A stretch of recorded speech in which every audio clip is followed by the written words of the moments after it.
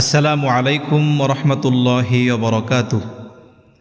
দেশ কিংবা প্রবাসে যে যেখান থেকে আজকের ভিডিও দেখছেন সবাইকে আন্তরিক মুবারকবাদ এবং ভালোবাসা। প্রিয় ভাই বোনেরা, আশা করি আপনারা সকলে ভালো আছেন। আমি রয়েছি আপনাদের সাথে রাকি আজাদ বাসার। আজকের ভিডিওতে আমরা প্র্যাকটিক্যালভাবে দেখব রুকিয়া গোসল করার জন্য রুকিয়া পানি আপনারা নিজ বাসাতে কিভাবে তৈরি করবেন। চলুন কথা না বাড়িয়ে শুরু করা যাক। আপনারা সকলে স্ক্রিনে একটা বালতি দেখতে পাচ্ছেন।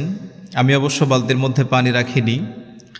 আপনারা সর্বপ্রথম এরকম একটা বালতি নেবেন অথবা একটা পট নেবেন, গোসলের যে কোনো একটা পাত্র নেবেন।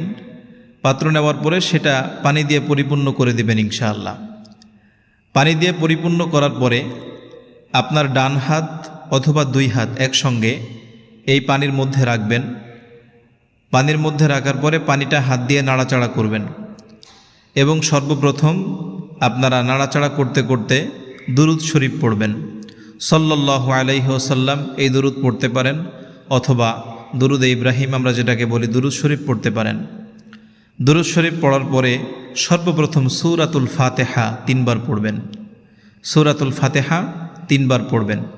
আপনারা একটা কাজ করতে পারেন, আমার এই কথাগুলো নোট করে নিতে পারেন। হয়তো আপনার যে সময় রুকিয়া পানি তৈরি করবেন আপনার মনে নাও থাকতে পারে, সেক্ষেত্রে আপনি একটু লিখে রাখতে পারেন।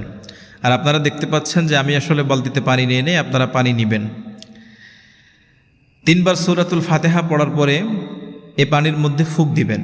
দ্বিতীয়ত 3 বার আয়াতুল কুরসি।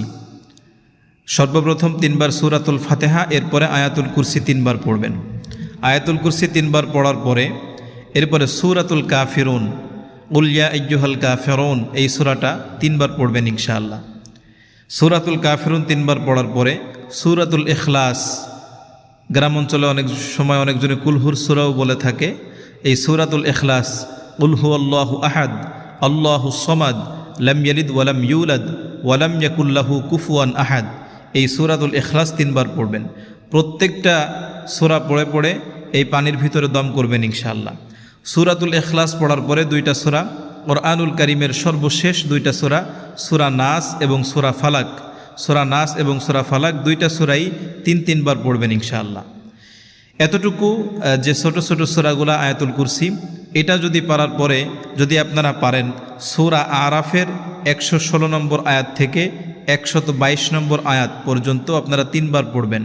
সাথে সাথে সূরা ইউনুসের 81 নম্বর আয়াত এবং 82 নম্বর আয়াত পড়বেন এবং সূরা তাহার 69 নম্বর আয়াত।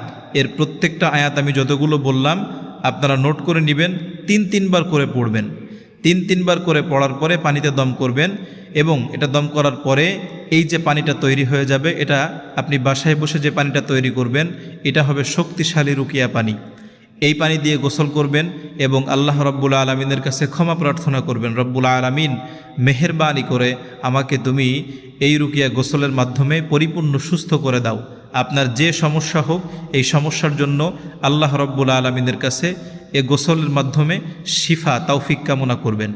এখানে আরেকটা জিনিস আমি আপনাদেরকে বলে দিই, যদি জিন সংক্রান্ত এবং জাদুগ্রস্ত রোগী হয় আর এই রোগ যদি খুবই হার্ড হয়ে থাকে, অনেক সময় থাকে না যে পুরাতন জাদু বা জিন সংক্রান্ত সমস্যা অনেক দিন ধরে, সেক্ষেত্রে আপনারা এই পানি তৈরি করার পূর্বে 3 থেকে 5টি অথবা 7টি বরই পাতা ছিঁড়বেন। এটা পিষে এই পানির সঙ্গে মিলিয়ে নেবেন ইনশাআল্লাহ।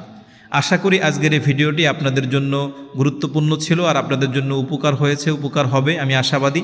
আমি আপনাদের সকলের কাছে দোয়া চাই এবং আপনাদের কাছে একটা রিকোয়েস্ট, এটা হলো যে অন্য ভাই বোনদেরও খেদমতের জন্য, অন্য ভাই বোনেরাও যেন উপকৃত হয়, সে কারণে এই ভিডিওটি আপনারা সকলেই একটি শেয়ার করবেন ইনশাআল্লাহ।